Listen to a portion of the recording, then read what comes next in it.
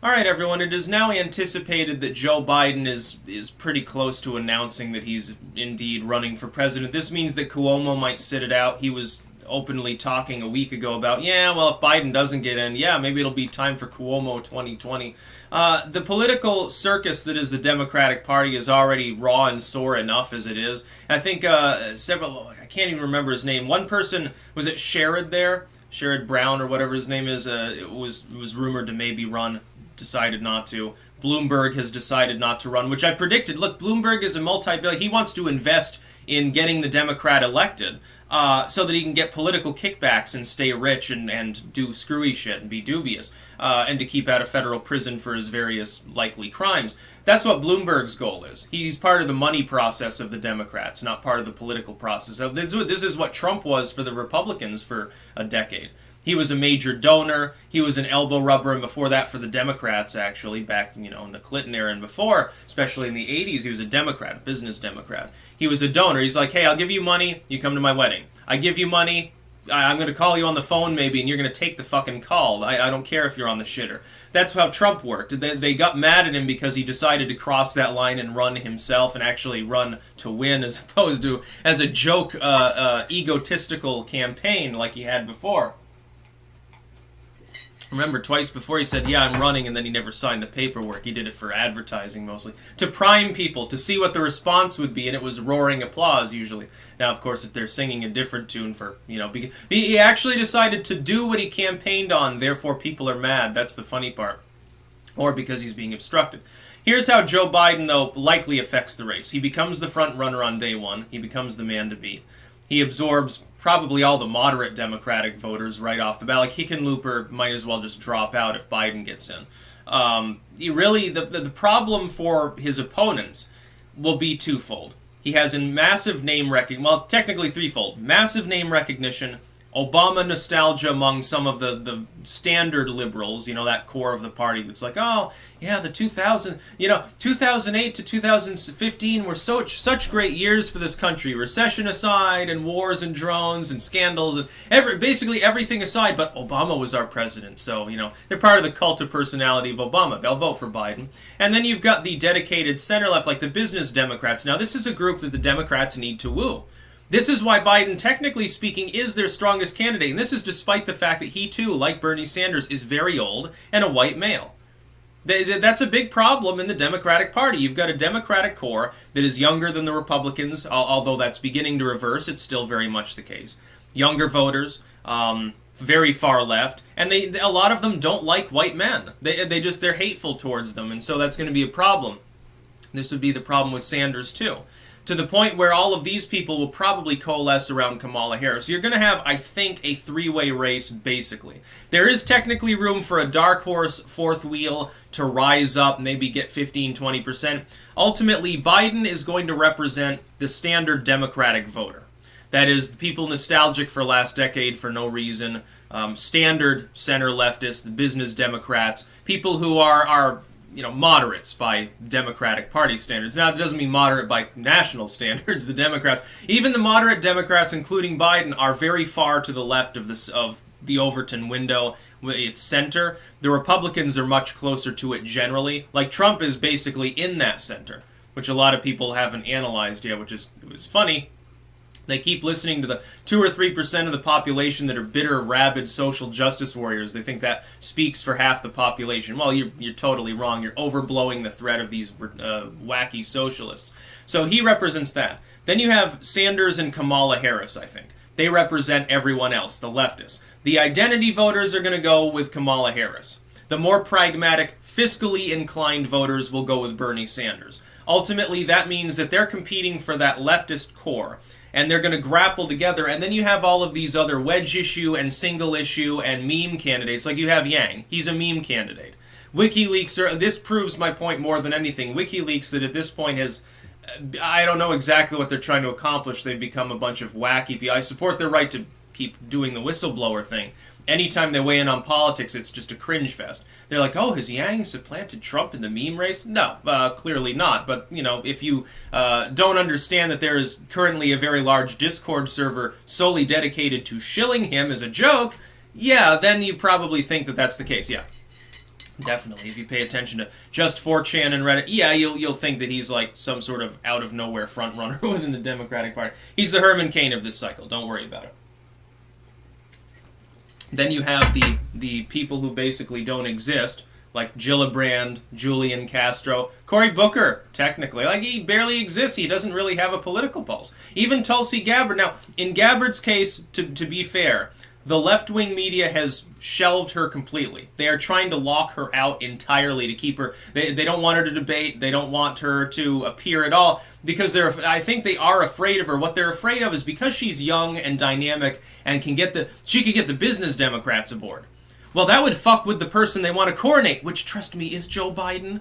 They want to coronate Joe Biden, or at the very least, maybe they want to coronate Kamala Harris. I really doubt it. And they don't want Gabbard to get in there. If Gabbard gets traction, she could potentially harm a centrist much more. She's not far left on many issues. She's sort of kind of right-leaning. She's like, yeah, I served in the military, yeah, America #1, poses in her uniform and stuff. That would hurt Joe Biden. If Joe Biden gets in and Gabbard actually got any traction at all, it would hurt him. Well, they want Biden to be the candidate. Look, the Democrats have superdelegates for a reason. They don't want to deal with an actual democratic process nominating the person. The problem for them is if they go with a left, there are two groups of people. There's the center left and the far left. Those are the only two blocks that really matter. Now, the center leftists, like a Biden, can play up to the business Democrats. They think that's the winning strategy.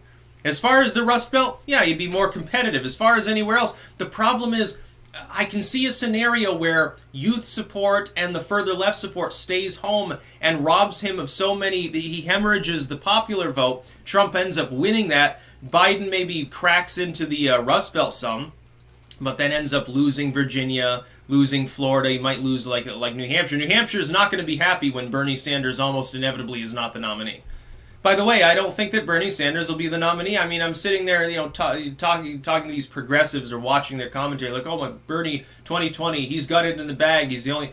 Trust me, you're making the same mistake a lot of young people do in thinking that it's a foregone conclusion because of your own inherent bias. You think that he is the best candidate, he's so wonderful and soaring speeches and free shit for everyone, and because of that, you think that he's automatically the candidate. I beg to differ. There's a whole field of people that are technically viable.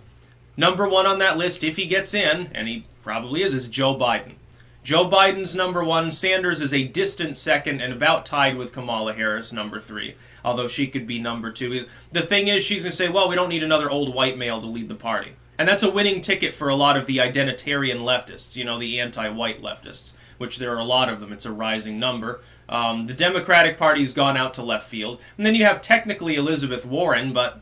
Again, despite the fact that she keeps polling near 10% in these matchups, does she really have a political pulse? Have you heard anything from her recently? She's dead in the water. I mean, I hope she becomes I hope that it's either Sanders or Warren, because then the election will go off the rails. Trump will have a field day if he's running against it. Biden's more boring. He's more of a standard politician. It'd be like, Trump versus Hillary. Only this time, hopefully, Biden doesn't, fall over randomly and do weird, fucking stupid shit like Hillary did. It was funny to see Bernie Sanders snub Hillary Clinton, say, I don't want advice for her on campaigning, and it's like then she gets all mad, or her fans get mad, the 10 people left that like her. And that is the other problem. It's the other problem for Sanders' campaign. He's become divisive.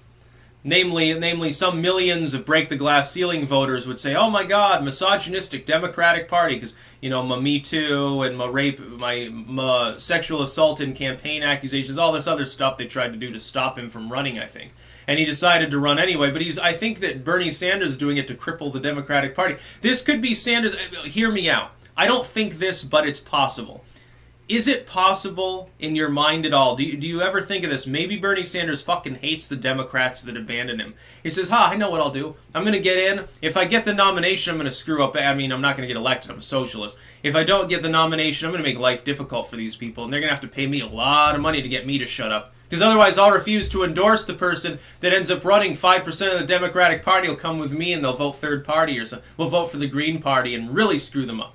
We'll give Trump a landslide, then see how the Democrats like it. Then they'll crash and burn and be forced to reform. Now, what he wants is a far-left party. What would actually happen is a business Dem party. But don't tell Bernie that. His strategy is working. I'm not so sure that his campaign is meant to be entirely serious. And he had a rally the other night. There were like maybe 1,000 people there. It was in council. It was a major meeting in Iowa, one of these bellwether states, supposedly, although it's not really anymore. These days, Florida and New Hampshire and Virginia are the bellwethers, really, when you think about kind of Nevada. Or maybe Colorado at this point. Yeah, Hickenlooper, he'll hold Colorado and nothing else, if he even holds that. Now, looking at the field, most of these people are no longer viable. They don't have a political pulse. They're going to go into what's going to happen is that at least one of them will score some major points at the first debate. They'll go in firebrand mode. It'll probably be Gabbard. Go in, say some really great things. They'll shoot up to 10-15%. They'll knock like Warren out or something, or some people drop out because of poor performance. And then they'll go back down and disappear. It'll be the 2016 over and over. It happened 5 different times within the Republican primaries. You got a packed field. That's what happens. By the way, one complicating factor to predicting this election. In all honesty, people need to understand this. In the last election, we had no incumbent. Therefore, you had the Republican primaries, the Democratic primaries. It was easy to look at the differential between polling before each primary state on the Republican side and the actual result, and you could tell there is a systemic bias in this polling against Trump. It was possible to do this. That's one reason why I predicted so handily that Trump would win on election night. I looked at the polls, I said, there is a 99% chance that there is a significant systemic bias here. I have to factor that in. When I do, he wins against Hillary Clinton because he flips 5 or 6 vulnerable states that they're all saying that she wins. You don't have a Republican primary process in this election to look at with that. Trump is running unopposed. Bill Weld gets in, maybe Flake runs. It's meaningless. There's no significant challenger for him. It's Trump. He's the Republican nominee. He's the one that's going to be running. You're not going to have the benefit, therefore, of poll matchups. You're not going to be able to say, look, the poll says that Trump wins this state by 50, and he ends up winning it by 60, and therefore there's a differential. There's no way to get that reading. You're not going to have a reading of the pulse of the Republican Party. It will therefore be impossible to tell whether there's a systemic polling bias except to look at the Democratic primary results. And that doesn't necessarily mean anything. It's because Trump isn't factored and he's not running in the Democratic primaries. So that is going to make it harder to judge this election. Keep that in mind going forward. I give Trump a great advantage because I don't see any opponents that stack up to him. And I see a decent economy, some good foreign policy successes. The fact that the Democrats are stabbing each other in the back and rolling around in the dirt right now doesn't help their cause either. But that being said, it requires more analysis than 2016, by far. That's about all. Peace out.